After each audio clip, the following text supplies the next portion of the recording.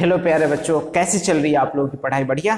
चलो बढ़िया चलनी भी चाहिए। आज का जो हमारा वीडियो लेक्चर है इसमें हम पढ़ने वाले हैं बहुत ही धांसू टॉपिक जिसका नाम है फेराडेज लॉ। ठीक है। अब फेराडेज लॉ में फेराडे ने 3 एक्सपेरिमेंट करे, बहुत ही अच्छे अच्छे एक्सपेरिमेंट। अच्छे अच्छे एक्सपेरिमेंट क्या होते हैं इसको समझना है। ठीक है, देखो उसने क्या किया, 3 कंडीशंस लिए, डिफरेंट कंडीशन, और उसमें कॉइल के अंदर गैल्वेनोमीटर या करंट के फ्लो को चेक किया। पहला कंडीशन क्या था, एक मैग्नेट को लेके आया करंट कैरिंग कंडक्टिंग वायर के अंदर और पूरा सर्किट बना दिया और उसके गैल्वेनोमीटर से सेट करा, और फिर मैग्नेट को आगे पीछे ला करके देखा तो उसमें उसने गैल्वेनोमीटर की रीडिंग देखी और उसका डिफ्लेक्शन देखा कि क्या करंट इंड्यूस हो रहा है इसमें। ओके। उसके बाद दूसरा एक करंट कैरिंग कॉइल लिया और एक कंडक्टर, जो पहले था वही कंडक्टर गैल्वेनोमीटर के साथ कनेक्टेड था, और करंट कैरिंग कॉइल को लाया। ठीक है। करंट कैरिंग कॉइल क्या है, एक मैग्नेट की तरह ही बिहेव करता है, तो मतलब उससे फिर मैग्नेटिक फ्लक्स को चेंज करके देखा फिर क्या होता है। उसके बाद उसने एक करंट कैरिंग कंडक्टर रखा और एक की को ऑन ऑफ करके देखा, और फिर उसकी बिहेवियर को दूसरे वाले में, जिस करंट कैरिंग कंडक्टर है गैल्वेनोमीटर लगा हुआ है, उस सर्किट में बिहेवियर को चेक किया। ठीक है। सब सर के ऊपर से निकल गया? अच्छी, कोई बात नहीं, सर के ऊपर से भी कुछ बातें निकलनी चाहिए। आते हैं ऑन द बोर्ड। देखिए हमने ये सब चीज़ लिख तो रखा है, लेकिन मैंने जो सर्किट है वो बनाया नहीं। क्यों नहीं बनाया? क्योंकि मैं चाह रहा था कि बच्चे हमारा बनाना भी सीखे सर्किट। देखो एक ना 2 तरह के कॉइल होते हैं, एक तो सोलेनॉइड वाला कॉइल, वो तो तुमको आता है जी, लेकिन एक ऐसा कॉइल जो कि प्लेन में लाई करता है, सेमी प्लेन में लाई करता है, तो वो पहले सीख लेते हैं जो सेम प्लेन में लाई करता है। देखो ये ऐसे है इस तरह से, और ये डैश का मतलब होता है अंदर है कॉइल। अंदर का मतलब मैं अभी समझाता हूं। देखो इधर इस तरह से है कॉइल, और ये गैल्वेनोमीटर है, और यहां पर एक की लगा दो, की ऑन है। ओके। और यहां एक मैग्नेट है, ये मैग्नेट है। ठीक है। ये मैग्नेट है, ये नॉर्थ है और ये साउथ है। इस की को अभी ऑफ कर दो और गैल्वेनोमीटर की रीडिंग तब क्या हुई? 0।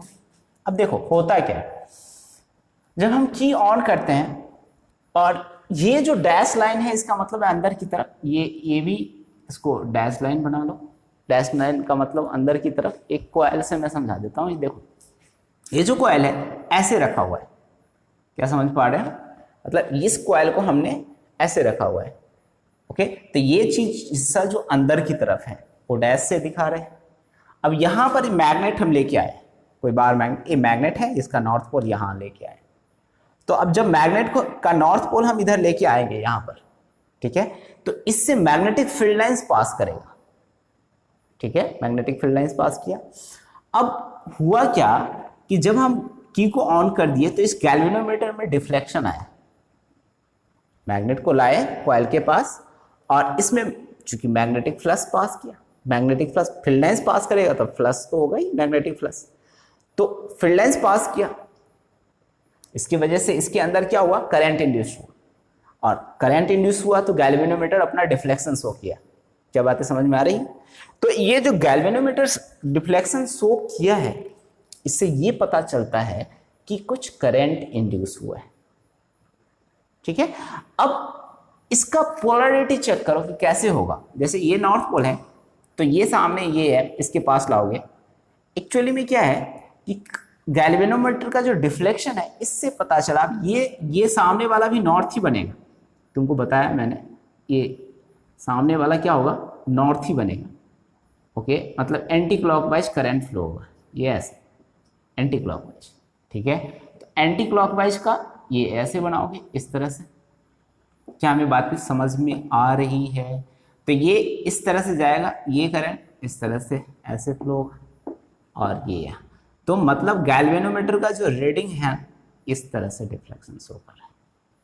क्लियर हो रही बात है? तो ये मैग्नेट हम जैसे लाते हैं यहाँ पर, तो मैग्नेटिक फ्लक्स जो चेंज होता है इसकी वजह से इसमें ईएमएफ जनरेट होता है। ये ऐसे कर लो, ये इस तरह से, अब इस तरह से। ओके। एक तो कॉइल ये हो गया, सिंपल सा कॉइल। ये जब when coil lies in the same plane, जब सेम प्लेन में लाई करे, ठीक है, ये सेम प्लेन में लाई करेगा। ओके, अब मान लीजिए सपोज कीजिए हमने एक सोलेनोइड बनाया, ये सोलेनोइड से ऐसे, ओके, ये ऐसे है, यहाँ गैल्वेनोमीटर है, ये की है, ओपन की है, तो गैल्वेनोमीटर यहाँ रहेगा और ऐसे, और ये मैग्नेट है, ये नॉर्थ पोल है और ये साउथ पोल है।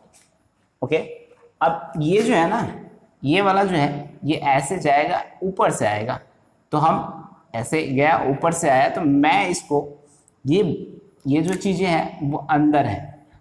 ओके, क्या मैं बातें समझ में आ रही है? और ये सामने ऐसे रखा हुआ है, मतलब ये डैश लाइन जो है ना, चूंकि अंदर से जाके ऊपर आता है ऐसे, तो ये जो चीज़ें हैं ये अंदर है, अंदर की तरफ है, ये वाला चीज, तो ये ऊपर की तरफ है।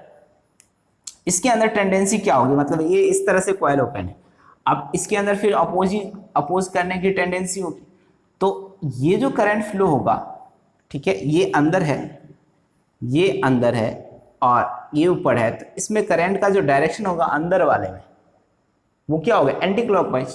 तो ये होगा इस तरह से, ये ऐसे, ये ऐसे, ये ऐसे, ये ऐसे, इस तरह से करंट का फ्लो होगा। ओके, ये ऐसे जाएगा इस तरह से, तो ये जो है ना ऐसे, तो ये गैल्वेनोमीटर का डिफ्लेक्शन किधर से वो करेगा, इस साइड, यहाँ इस तरफ, इधर की तरफ। ठीक है, क्या हमें बातें समझ में आ रही? बस ये ध्यान रख लेना, इस कॉइल में तुम अंदर ये वाले जो पेरीफेरी है उसको लेके आ रहे हो, या सरकमफ्रेंस है उसको लेके आ जा रहे हो, तो ये जो फ्लो होगा वो क्या होगा, एंटी क्लॉकवाइज। ऊपर से तुमको दिखा, यहाँ से दिखेगा क्लॉकवाइज, लेकिन ये होगा एंटी क्लॉकवाइज, ऐसे, ये ऐसे, तो नीचे से दिख रहा है, ऐसे करके ऐसे जाएगा, ऐसे फील करोगे तो। ठीक है, अब ये मैग्नेटिक फ्लक्स जो है ना, अब देखो इसको फील करो थोड़ा सा, ये ऐसे है इस तरह से, ये ऐसे है, ये ऐसे है, ऐसे। अब मान लो, सपोज करो ये कॉइल कौन सा है, सोलेनोइड कॉइल है, सोलेनोइड टाइप कॉइल। ओके, होता क्या है कि यहां पर ऑब्जर्वेशन क्या क्या है, पहले तो मैग्नेट को पास में लेके आया तो करंट फ्लो हुआ, गैल्वेनोमीटर में डिफ्लेक्शन शो हुआ, जैसे दूर लेके गया तो भी डिफ्लेक्शन हुआ, लेकिन जब रेस्ट में रख दिया मैग्नेट को तो कोई डिफ्लेक्शन नहीं हुआ। इससे पता चलता है कि मैग्नेटिक फील्ड लाइंस या मैग्नेटिक फ्लक्स के चेंज होने की वजह से करंट इंड्यूस होता है, करंट फ्लो।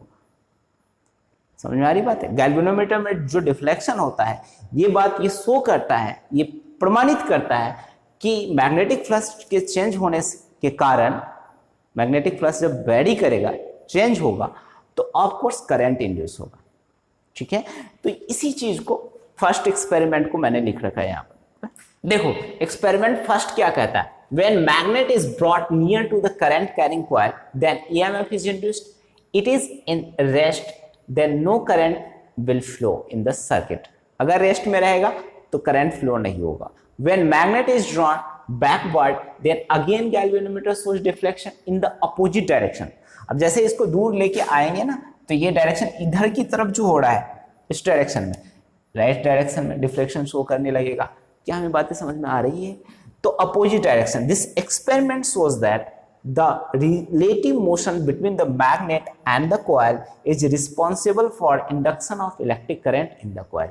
ये रिलेटिव मोशन जो होता है मैग्नेट एंड कॉइल के बीच, ये रिस्पॉन्सिबल है किसके लिए? करंट इंडक्शन के लिए। क्या हमें बातें समझ में आ रही? तो ये क्लियर कंसेप्ट है तुम्हारा experiment of Faraday's and Henry का फर्स्ट एक्सपेरिमेंट। ओके, अब सेकेंड एक्सपेरिमेंट करेंगे, बस मैग्नेट को रिप्लेस करना है किससे? करंट कैरिंग कॉइल से। ओके, अब इसको रफ कर देते हैं और फिर चलते हैं आगे। प्यारे बच्चों, ये है एक्सपेरिमेंट नंबर 2 फेराडेज लॉ का। ठीक है, इसमें क्या करते हैं कि ये एक कंडक्टिंग कॉइल है जिसमें करंट हम फ्लो करा रहे हैं, मतलब स्टीडी करंट है। स्टीडी करंट का मतलब डीसी बैटरी लगा हुआ है। ठीक है, डीसी साइन होता है, एसी का बताया, ये आपको साइन कैसे होता है, ऐसे। ओके, तो जब इस कॉइल को हम नियर टू इस करंट कैरिंग कंडक्टर कॉइल के पास लेके आते हैं, ऐसे लेके आते हैं, तो इसमें गैल्वेनोमीटर में डिफ्लेक्शन शो होता है। जैसे देखो इसको ना, अब तुमको बताया ये चीज नीचे है और नीचे है, इसका मतलब है कि ये इनटू द बोर्ड है, ऐसे डॉट दिख रहा है। और इस तरह से कॉइल है, तो कॉइल को हम यहाँ लेके आते हैं, ओके, और ये कॉइल ऐसे है, ऐसे रखा हुआ है ये कॉइल भी। तो जैसे हम यहाँ लेके आएंगे ना, तो ये क्या है, ये ऐसे कॉइल है, तो ये सामने वाला जो फेस बन जाता है वो कैसा, ये करंट तो ऐसे ही जाएगा इस तरह से, इस तरह से करंट जा रहा है, ठीक है। इसका मतलब एंटी क्लॉकवाइज करंट जा रहा है। तो एंटी क्लॉकवाइज करंट जाएगा तो इसके फेस में भी, यहाँ पर भी कुछ अभी तो पोलैरिटी की तो बात ही मत करो, पोलैरिटी तो लेंज लॉ ने बताया था, लेकिन इसके अकॉर्डिंग अगर देखा जाए तो गैल्वेनोमीटर का ये जो इधर वाला जो फेस होगा ये नॉर्थ पोल बनेगा, मतलब मैग्नेटिक फ्लक्स जो है ना ये ऐसे देखो इस तरह से पास होगा। चलो कोई नहीं, बना दिया। तो ये फ्लक्स है, ये फील्ड लाइंस ऐसे नॉर्थ से ऐसे निकलेगा और इस तरह से पास, इसमें होगा प्लस पास करेगा। इसकी वजह से इसके गैल्वेनोमीटर में डिफ्लेक्शन होगा। जब पास में लाएंगे तो गैल्वेनोमीटर का ये डायरेक्शन होगा, जब दूर ले जाएंगे तो गैल्वेनोमीटर इसके अपोजिट डायरेक्शन में डिफ्लेक्ट करेंगे, और जब इसको रेस्ट में रखेंगे तो कोई डिफ्लेक्शन नहीं होगा। फिर उसने क्या किया, फैराडे ने इस करंट कैरिंग कॉइल को स्टेडी स्टेट में रखा, और इस कॉइल को जिसमें करंट फ्लो नहीं हो रहा है, ये सिर्फ गैल्वेनोमीटर लगा हुआ है, इसमें कोई डीसी बैटरी थोड़ी ना लगाया हुआ है। अब इसमें गैल्वेनोमीटर में डिफ्लेक्शन हो रहा है, इसका मतलब करंट तो फ्लो हो रहा है। अब इसको इसके पास लेके आया तो देखा इस गैल्वेनोमीटर में डिफ्लेक्शन हो रहा है। अब ये चीज ये शो करता है, ये चीज ये बताता है कि गैल्वेनोमीटर में डिफ्लेक्शन के कारण मतलब ये करंट इसमें इंड्यूस हो रहा है। Relative change in position of the coil gives the induced current. समझ में आ रही बात है? तो यही चीज हमने लिखा है in this experiment we replace bar magnet with a current carrying coil C, इसका नाम करंट कैरिंग कॉइल दिया है, और ये सी डैश है जिसमें suppose a current carrying coil C is brought near to conducting coil C dash, coil C is brought near to conducting coil C dash के पास हम लाते हैं, then magnetic flux changes through it, तब इसके through क्या होता है, मैग्नेटिक फ्लक्स चेंज होता है। When coil C is brought away from C dash से हम दूर ले जाए जैसे ही कॉइल को, then galvanometer shows deflection in opposite direction. तब गैल्वेनोमीटर क्या करता है, अपोजिट, ऑफ कोर्स एक डायरेक्शन में था उसके अपोजिट डायरेक्शन में देगा। अब तुमको बता दूं ये नॉर्थ पोल और साउथ पोल जो हम डिसाइड कर रहे हैं, ये अभी तक फैराडे को कुछ पता नहीं था, लेंज ने आकर के इस पोलैरिटी को बताया था, ठीक है। बस उन्होंने इंडक्शन बताया कि इंड्यूस होता है, बाद में कुछ दिनों के मतलब कुछ ही सालों में लेंज का लॉ आ गया। देखो इधर opposite direction coil C is in the rest, then there is no deflection, कोई डिफ्लेक्शन नहीं होता, ये चीज नोट करने वाला है। When coil C dash is moved and C is in rest, अब ये इसी को मूव करा दो, ये तो कंडक्टर है लेकिन इसको मूव करा दो, मतलब कहने का रिलेटिव मोशन होना चाहिए। C is in rest, then also some effect is produced. Thus, electric current is induced in the relative motion in the coil by the relative motion in the coil.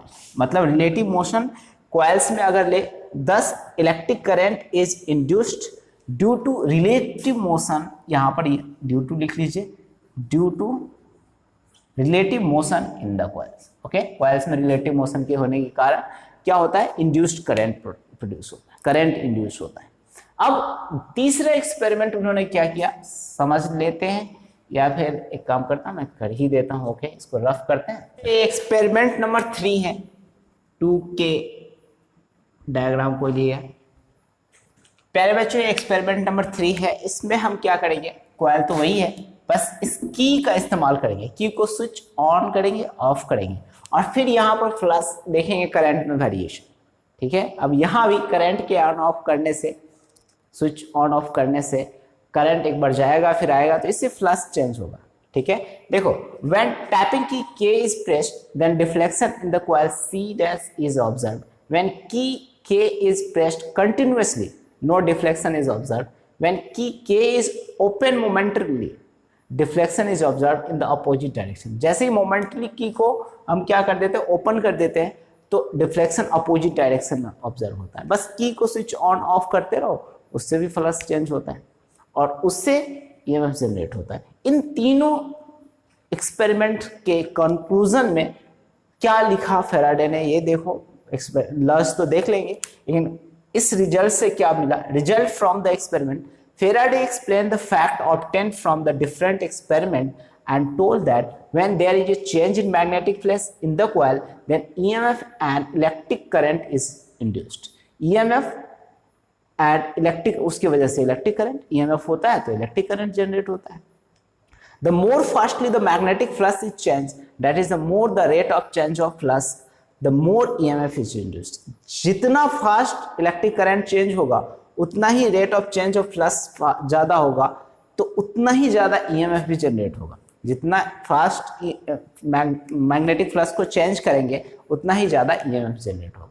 अब final इस experiment के आधार पर 2 laws दिए थे Faraday ने, उसको हम पढ़ लेते हैं. ठीक है, इसको रफ करते हैं. तो ये फेराडेज लॉ है, जो एक्सपेरिमेंट आपने देखा उसी का कंक्लूजन करके उन्होंने 2 लॉ लिखी. पहला लॉ ये कहता है कि EMF इंड्यूस्ड होगा अगर फ्लक्स चेंज होता है किसी क्लोज लूप से. देखो ये ऐसे है, मान लो ये इस तरह से लूप है, अब ये तो शॉर्ट सर्किट हो जाएगा, ऐसे देख, ऐसे लूप रहता है, ये इस तरह से ऐसे, ये ऐसे, ठीक है, तभी तो करंट फ्लो होगा. ओके, तो अब इससे जैसे ही फ्लक्स ऐसे पास होगा ना, इस तरह से ऐसे पास होगा फ्लक्स. ओके, तो इसमें क्या होगा, EMF इंड्यूस्ड होगा. ओके, तो ये कह रहा है कि फ्लक्स चेंज होने से EMF इंड्यूस्ड होता है. ये अभी तक हम लोगों ने देख लिया है, तो बातें ऐसी है. अब देखो सेकेंड लॉ जो है ना, वो क्या कहता है, क्योंकि ये लॉ है तो याद रखना पड़ेगा तुमको, Faraday's second law, first law, दोनों लॉ. एक तो EMF इंड्यूस्ड होता है, दूसरे में ये कहता है कि EMF जो इंड्यूस्ड होता है उसका magnitude that will be equal to rate of change in flux. अब देखो इसको rate of change in flux phi upon delta t.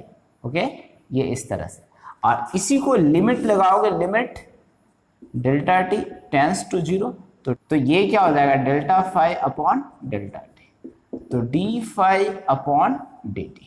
Okay, अब इसी चीज को हम लिखेंगे यहां पर, मान लो ये तो rate of change in flux magnitude हो गया EMF के equal, rate of change in flux is equal to EMF.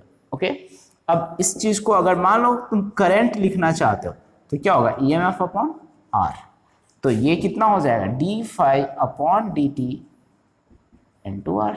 क्या मेरी बातें समझ में आ रही? तो ये करंट की वैल्यू है. ओके, अब ये तो EMF हो गया, करंट हो गया. यहाँ एक बात समझने वाली है, इसमें क्वेश्चंस क्या पूछे जाते हैं. तो फेराडेज सेकेंड लॉ लिखिए, फर्स्ट लॉ शायद पूछते तो अच्छी बात है, लेकिन यहाँ ये पूछता है क्वेश्चंस कि on what factor EMF depends. ठीक है, तो EMF किस फैक्टर पर, इसी से बेस्ट क्वेश्चन पूछ देता है. तो rate of change in flux पर डिपेंड करता है. EMF जितना फ्लक्स चेंज करेंगे आप उतना ही EMF वैरी करेगा. ठीक है, तो this is all about Faraday's law. ठीक है, दासू चैप्टर टॉपिक्स का ऐसे ही अंत है. अब नेक्स्ट वीडियो में मिलते हैं. लेंज लॉ का अमेंडमेंट बिल, मतलब कुछ सुधार उन्होंने किया था फेराडेज लॉ में, जो पोलैरिटी की हम बात कर रहे थे ना, वही उस वीडियो के साथ. ओके, तब तक वीडियो वॉच करने के लिए धन्यवाद एंड गॉड ब्लेस यू.